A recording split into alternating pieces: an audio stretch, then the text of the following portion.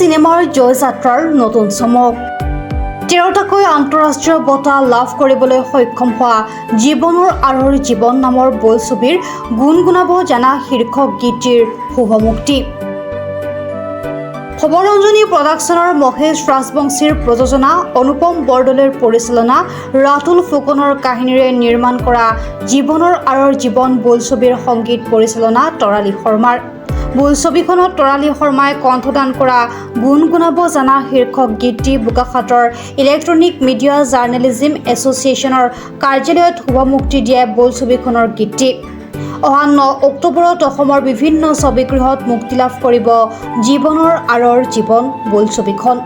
হাৰ্থক জুবিন গাৰ্গৰ কণ্ঠ সমৃদ্ধ গীত সন্নিৱিষ্ট আছে উক্ত বোলছবিখনত জীৱনৰ আঁৰৰ জীৱন বোলছবিৰ গীত শুভমুক্তিৰ অনুষ্ঠানত উপস্থিত থাকে অসম ৰাজ্যিক সাংবাদিক সন্থাৰ সভাপতি জিতু শৰ্মা ৰাজখোৱাৰ লগতে ইমজাৰ বিষয়ববীয়া আৰু বোলছবিখনত অভিনয় কৰা স্থানীয় শিল্পী কলা কুশলী অহা 9 অক্টোবৰত শুভমুক্তি লাভ কৰিব যুৱ পৰিচালক অনুপম বৰদলৈৰ লাইভ বিহাইণ্ড দ্য লাইভ দৰ্শকৰ বাবে খবৰঞ্জনী প্ৰডাকশ্যনৰ বেনাৰত নিৰ্মিত অসমীয়া কথাছবি জীৱনৰ আঁৰৰ জীৱন the life behind the life ইতিমধ্যে সম্পূৰ্ণ নিৰ্মাণ সম্পন্ন হৈ গ'ল আমি এতিয়া শুভমুক্তিৰ দিন আজি আমি অক্টোবৰৰ 9 তাৰিখ 2024 আমি শুভমুক্তিৰ দিন ধাৰ্য কৰিছোঁ অহা অক্টোবৰ মাহৰ 9 তাৰিখে সমগ্ৰ অসমত এই চিনেমাখন ৰিলিজ দিয়া হ'ব লগতে আজি আমি চিনেমাখনৰ এটি গীত যিটো গীত আমাৰ অসমৰ স্বনামধন্য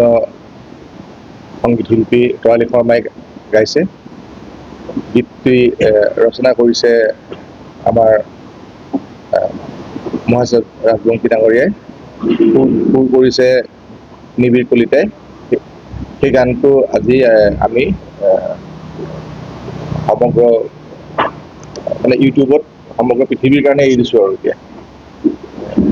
আজি প্ৰেছ মিটখন আমি সেইকাৰণে সম্বোধন কৰিছোঁ আমাৰ খবৰঞ্জনী প্ৰডাকশ্যনৰ যিখন চিনেমাৰ আজি গান ইয়াত ৰিলিজ কৰা হ'ল সেই চিনেমাখনৰ নাম হ'ল লাইফ বিহাইণ্ড দ্য লাইফ অসমীয়া জীৱনৰ আঁৰৰ জীৱন আৰু এই চিনেমাখন এখন আচলতে অতি ব্যতিক্ৰমী আৰু অগতানুগতিক চিনেমা হয় আৰু এই চিনেমাখনে ইতিমধ্যে পৃথিৱীৰ মৰ্যাদাপূৰ্ণ আমাৰ যিকেইটা আন্তঃৰাষ্ট্ৰীয় প্ৰতিযোগিতা আছিলে তাত 10টা প্ৰতিযোগিতাত ইতিমধ্যে 15টাতকৈও অধিক প্ৰাইজ পাবলৈ সক্ষম হৈছে আৰু আচৰিত কথা এইটোৱে যে প্ৰতিটো প্ৰাইজে বেষ্ট ক'ৰবাত যদি বেষ্ট ফিচাৰ ফিল্ম পাইছে ক'ৰবাত বেষ্ট ডাইৰেক্টৰ ক'ৰবাত বেষ্ট এক্টৰ ক'ৰবাত বেষ্ট চিনেমাটোগ্ৰাফী ক'ৰবাত বেষ্ট এডিটৰ ক'ৰবাত বেষ্ট প্ৰডিউচাৰ এনেকুৱা ধৰণে প্ৰতিটো শিতানতে আমাৰ চিনেমাখনে বেষ্ট এৱাৰ্ড পাবলৈ সক্ষম হৈছে আৰু এইটোৱে গোটেই মানুহৰ মাজত গোটেই মানে চলচ্চিত্ৰ প্ৰেমী মানুহৰ মাজত এটা চাঞ্চল্য আৰু উৎসুকতা সৃষ্টি কৰিছে আৰু চলচ্চিত্ৰ উদ্যোগতো অসমৰ এটা সলনি কৰিছে সেইকাৰণে মানে মই অনুৰোধ কৰিছোঁ যে আমাৰ যিখিনি মানুহে চিনেমা ভাল পায় চলচ্চিত্ৰ প্ৰেমী যিখিনি দৰ্শক আছে সকলো আহক আহি পেলাই চিনেমাখন উপভোগ কৰক আৰু ইয়াত নতুন কিবা এটা দেখিবলৈ পাব চিনেমাখন মূলতঃ এখন থ্ৰিলাৰ আৰু ছাছপেন্স চিনেমা কিন্তু তাৰ লগতে তাত গোটেই নৱৰসৰ সংযোজন হৈছে আৰু তাৰোপৰি ইয়াত এটা ডাঙৰ বস্তু দেখিব সেইটো এটা মনস্তাত্ত্বিক যুঁজ যিটো আমাৰ চিনেমাখন চালে মানুহে গম পাব এনে আমাৰ চিনেমাখনৰ বাহিৰৰ পৰা সেইটো বুজা নাযাব গতিকে ৰাইজক অনুৰোধ কৰিছোঁ আপোনালোকে আহক দলে বলে আহক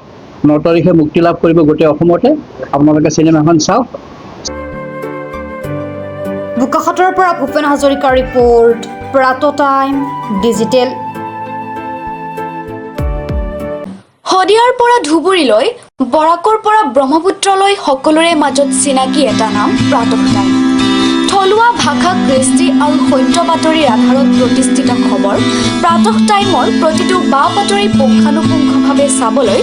Facebook YouTube website Twitter Instagram আৰু ব্লগাৰ পেজত লাইক আৰু ফ'ল' কৰক